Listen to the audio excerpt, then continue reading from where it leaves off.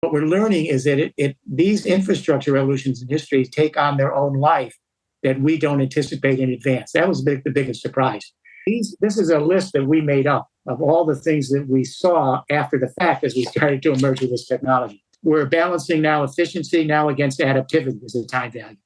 We're balancing growth now against flourishing. Flourishing is the nature's time value. We're balancing finance capital. Now we realize it's ecological capital that creates it.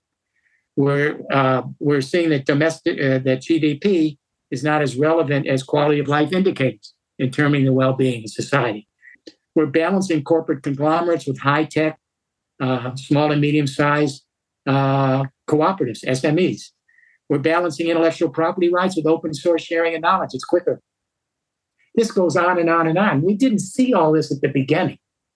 These infrastructures take on their own persona. And what I would say is by the late 2040s, if we can move there, the third industrial revolution will have finally morphed into the first of the age of resilience infrastructures for the next couple hundred years. I'm not naive.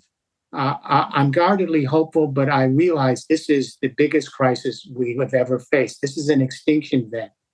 I know what's possible. I know what's available. We are there with that.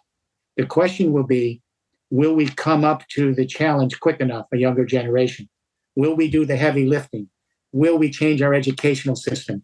Will we begin to introduce all of these ideas in academia?